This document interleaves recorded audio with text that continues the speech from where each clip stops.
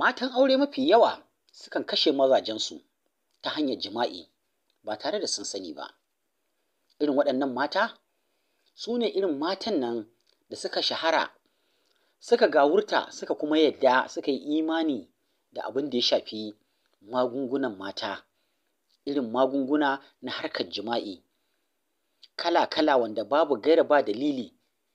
Da yawa za a dinga ƙirƙiran wasu abubuwa, a dinga gaya wa matan aure da yawa banza da wofi, ƙarya da ƙarairaki a kan cewa wannan shi ne zai sama miki wani ‘yanci a wajen mijinki, wannan shi zai sa mijinki ya so ki fiye da uwarsa a duniya, don wasu har haka ake gaya musu, kuma su karɓa su yadda, su ta tilawa kansu, suna canza wa kansu halittar da Allah ya musu, wanda ba su sani ba wannan yakan zamo sanadiyyar ajalin mazajensu ta ko'ina. Domin duk namijin da kika riga kika kashe shi ta fannin jima'i, to kin gama da rayuwarsa, ba shi da wani sauran abu a tattare da ke in banda ki uzura masa da cefane, amma kuma babu wani kataɓus a tattare da shi. Wannan kuma zai iya sawa yana ji yana gani mace ta zama abu wadda za ta dinga tsorata shi, saboda kin riga kin gama da ƙarfinsa na zahiri, kin sa shi wata rayuwar, domin ke kike canza masa halitta. Jama'a masu kallo da saurare, barkanmu da sake saduwa a cikin wannan bidiyo.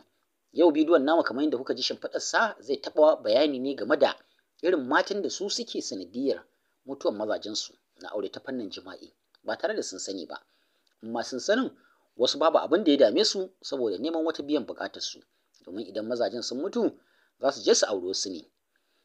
Idan wannan karan ne kuka fara zuwa wannan tasha ta Hula da Kallabi, muna fatan za ku danna mana wannan alama ta subscribe, kuma ku faɗi ra'ayoyinku a kai, ku yi mana sharing domin 'yan uwa su gani su amfana, kuma ku yi liking. Wannan shine tagomashin da za ku ba mu. Muna godiya.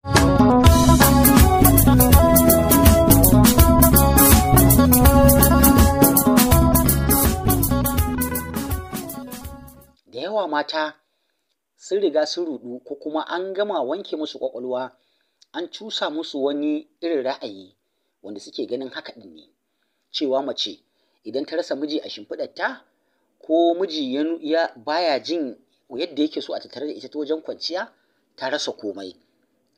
Mata da yawa sun yadda akan cewa idan kika samu mijinki akan shimfiɗa, to kin same shi a komai. Sun manta cewa ba wannan bace take samarwa miki da ‘yanci a wajen namiji, ko take samar miki da duk abin da kike so a wajen namiji. Domin ba kowane namiji ne da cewa jima'i shine abin da ya fi komai soyuwa a wajensa ba a wurin ‘ya mace. Mafi yawan maza da suka amsa sunansu maza suka san me suke, kwanciyar hankali, biyayya, ladabi da girmama namiji ya fi masa komai soyuwa. Ke akwai namijin da ki ɓata masa, da ki ɓata ‘yan uwansa ko danginsa ko duk wani na kusa da shi ma, gara shi ki ɓata masa. To kin ga wannan irin namiji ya samu kina girmama ‘yan uwansa da wasu na makusantansa, ya fi masa soyuwa da kwanciyar hankali ga komai, ba wai jima'i ba. Domin akwai namijin da idan dan jima'i ne ba zai ma yi auren ba.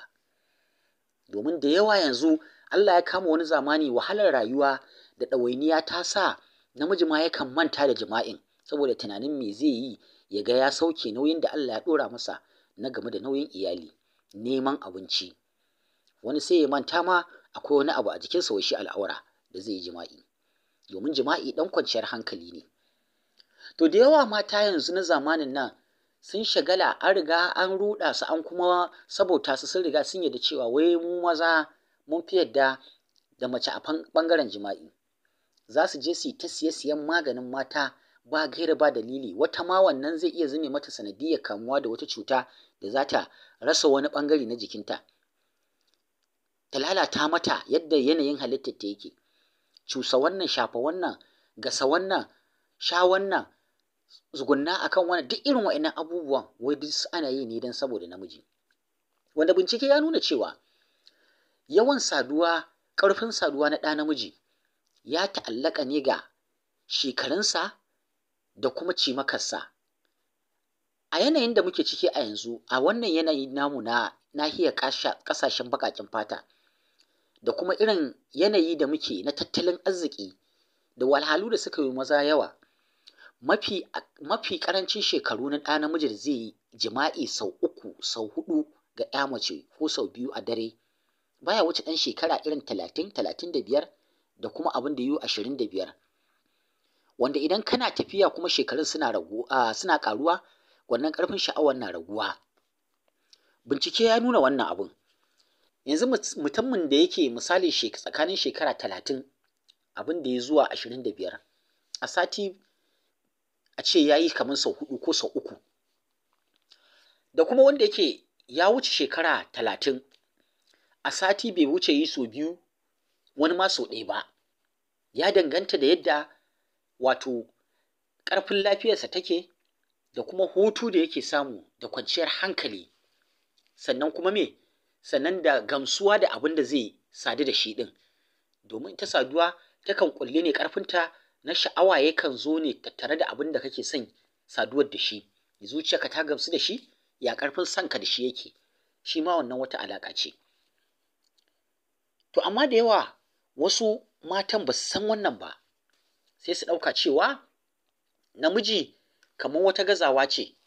Idan misali namiji shekarunsa ya kai 40 zuwa sama, ya sadu da matarsa sau 1 a dare ɗaya bai ƙara ba, sai ka ga abin ya zama kamar wani abin gazawa ne ko rashin lafiya.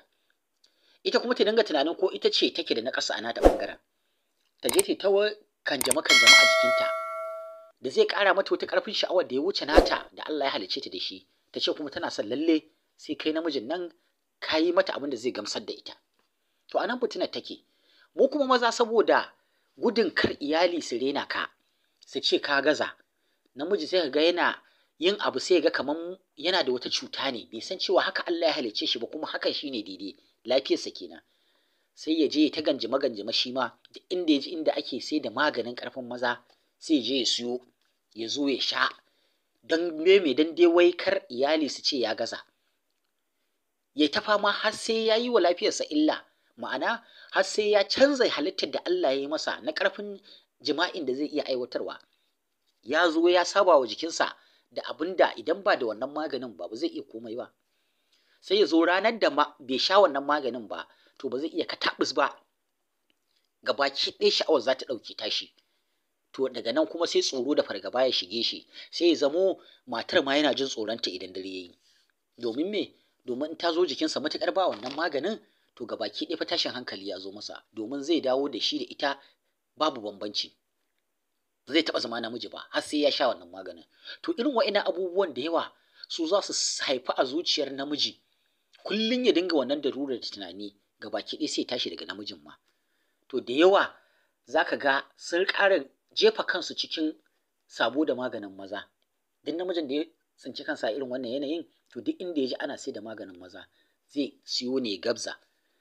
Daga wanda jikinsa ya saba masa, jikinsa ya ƙara fin ƙarfin wannan, zai ƙara samo wanda ya fi shi, haka za a yi ta yi har ya zo ya zama ba shi da wani kataɓus, ya tashi daga matsayin namiji sai da ƙwaya. Daga nan lafiya sai ta sabauta, ƙarshenta ya zama ta sanadin tafiya. Allah ya kiyashe mu.